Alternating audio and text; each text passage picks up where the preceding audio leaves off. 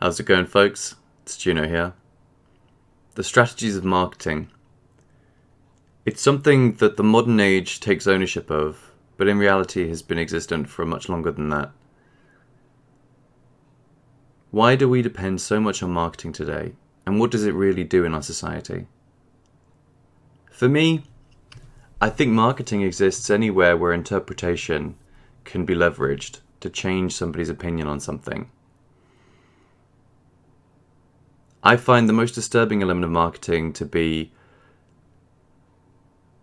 the economy of the truth. And I know a lot of people want to speculate about what the definition of truth really is. And I've stated before, and I'll stand by my belief that truth is as accurate as a description of reality as is possible. But I also appreciate that for different abilities of individual, different levels of accuracy are going to be understood.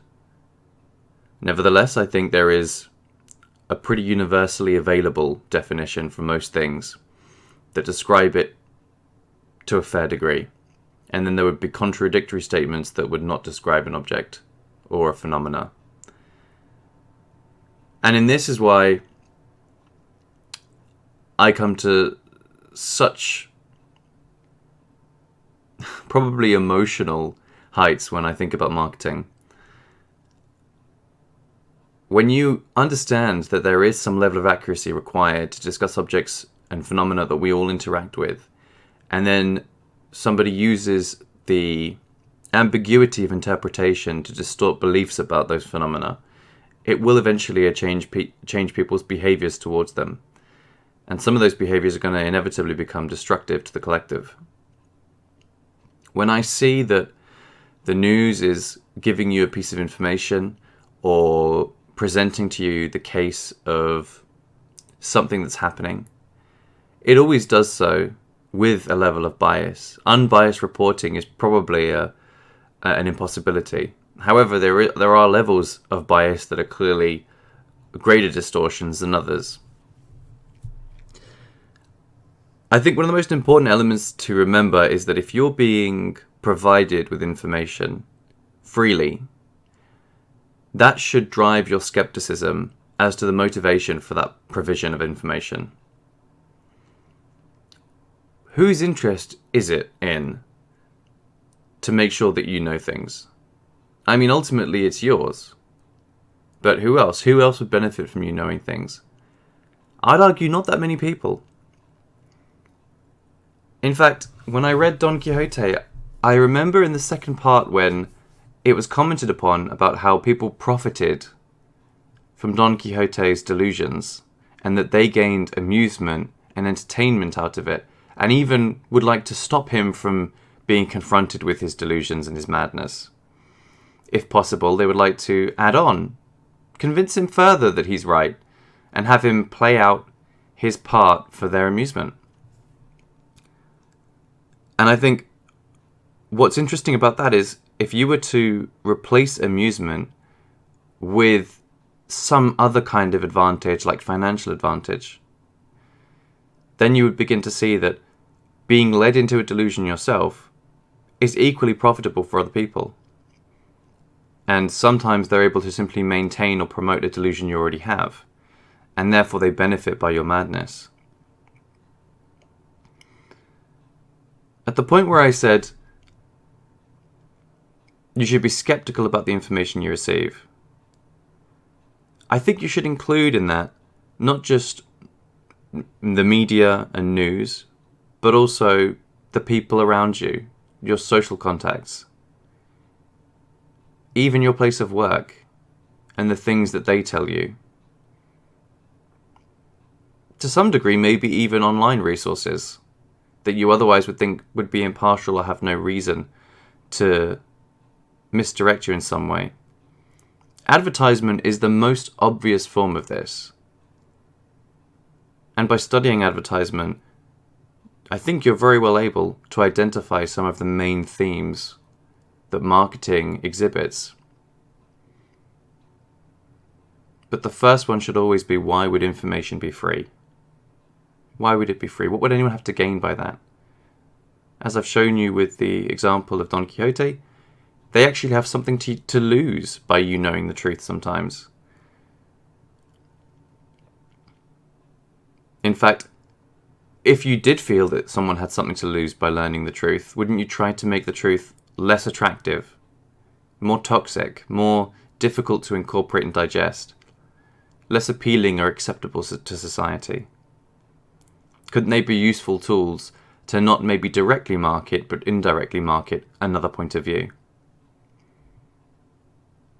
To the same extent, the inverse of that would be promoting an interpretation that is so distant from accurate as to lead you to an incorrect conclusion that benefits them. And if you think about it from a sales perspective, the truth is going to be something that, if readily available, you're always going to have a bias towards. You're always going to lean towards what is appearing to be the best solution to something, and then that's where you'll invest your finance. So it would take a level of marketing to convince you otherwise, to perhaps create a delusion that what you thought was true actually wasn't. I think people sometimes call this gaslighting. The idea that you're going to maintain an entire environment of fantasy around something and be prejudiced and judgmental against people who try and understand something from any objective perspective.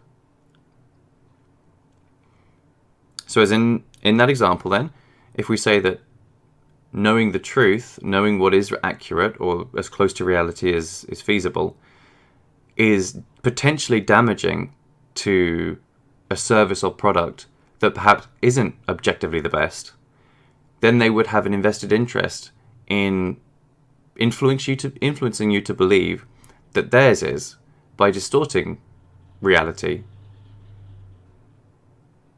And it would take a distortion of reality to bring you to a conclusion that wasn't actually real. But once you understand that you're able to do this, then the incentives to do it are everywhere. Because you can begin to mold people's behavior by these inputs of information. There are other mechanisms that are naturally developed to try and put checks and balances on this kind of mechanism, but a lot of them revolve around social congruence and agreement, where we will have verified sources in a local area that hopefully we will have some basis to believe that their claims are valid. Now, even today that can be abused, where people in positions of authority or social relevance are essentially paid off to parrot or repeat or mirror something that's being pushed somewhere else.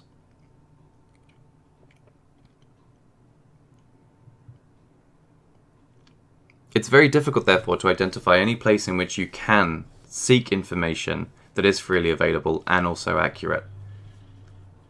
But I suppose that's probably the purpose of independent inquiry, of relying on your own sources and your own intellect to sift through what's just the marketing and what actually might be able to help you. And I think since everybody wants help, everybody wants what's real, they want to achieve things, I think that makes it incredibly dangerous to go around trying to understand these phenomena and trusting in the sources that are telling you they have the answers. Maybe the only place to find the answers for this is in the mundane and the unadvertised and the difficult to locate, because it's not being pushed in your face. That might just mean it's more accurate than the rest of everything else.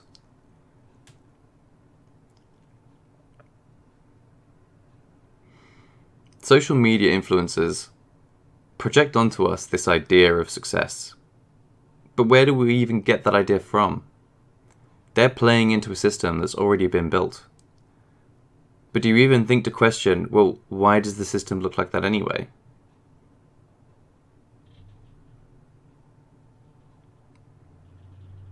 There are definitely many lies out there that are perpetuated not for our benefit but for somebody else's.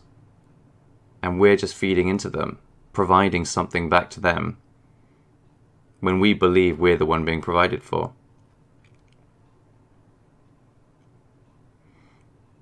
When you begin to calculate all the distractions, all the amusements, all of the false relationships,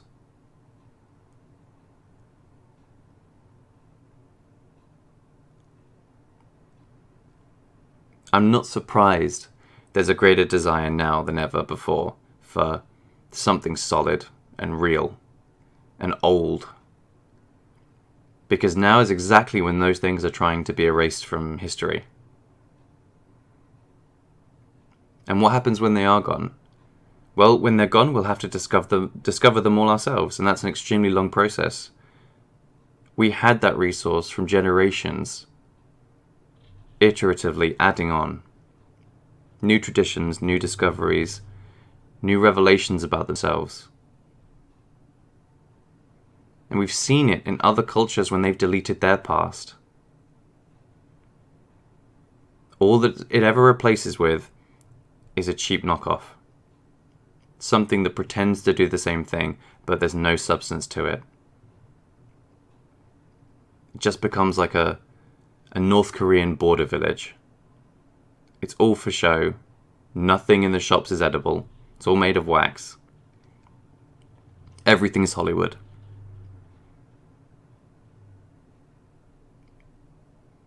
I suppose we're obsessed with Hollywood because we believe that has something to do with success. But if that isn't success, then what really is? Will we know it when we find it? Will we feel it in ourselves? We can only know that if we look. And I don't think you're going to find it online. I don't think YouTube or Facebook or Instagram are going to be able to show you these things. We might only be able to find it in each other through asking difficult questions, through asking unattractive questions that make us feel strange.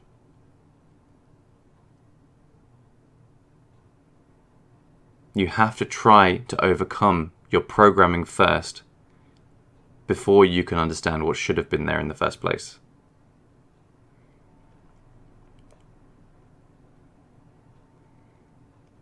I can sit here and I can make arguments up for money. I can be some kind of thought mercenary, coming up with reasons why you should think what you want to think, rather than what is real. And I've been praised for it before, and I've milked it before, I've grifted off it before. For social advantage, even at times for monetary advantage.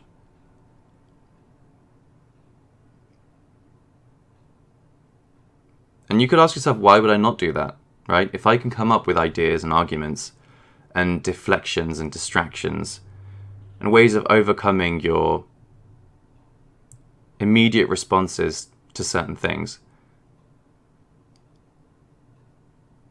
they're just tricks. They're hacks. They're hacks in the operating system that's trying to run the rest of your physical being. It would be the same as saying, I'm not a great swordsman, right? I don't know how to fight with swords.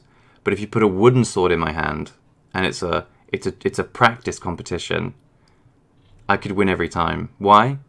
Because you can hack it. In a real sword fight, you wouldn't grab the other person's sword to stop them swinging it.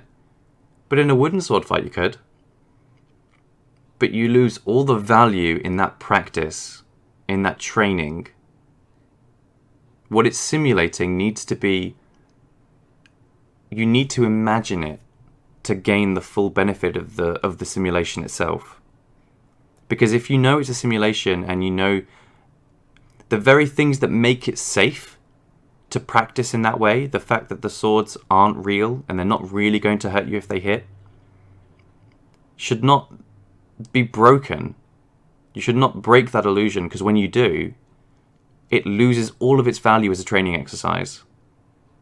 If you're able to hack it every time and just perform maneuvers that allow you to win in that small competition, but actually you would never be able to perform in a real life event where your life depended on it, then you would never be ready to go into that situation.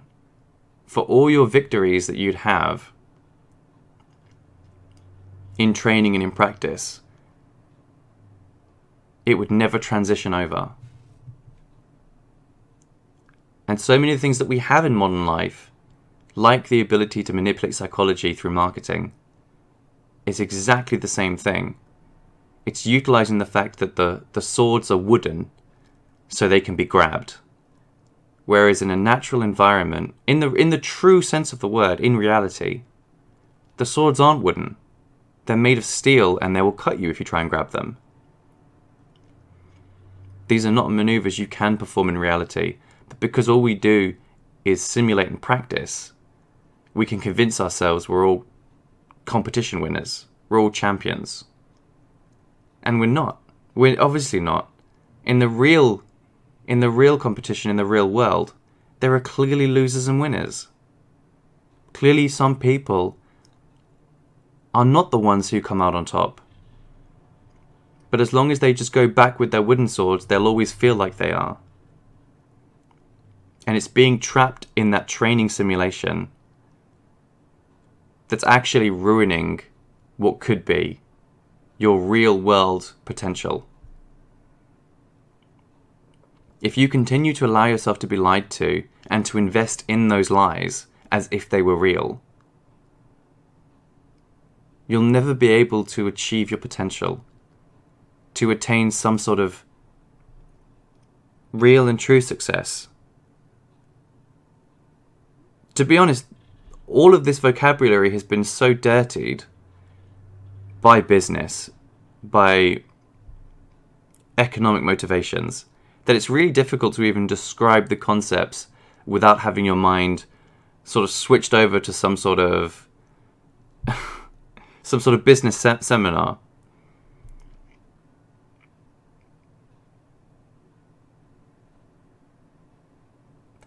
Well, those are just some thoughts I had. Thank you very much for letting me share them with you. Don't like, don't comment, don't subscribe. Just come back when you feel like it. Alright guys, I'll see you around.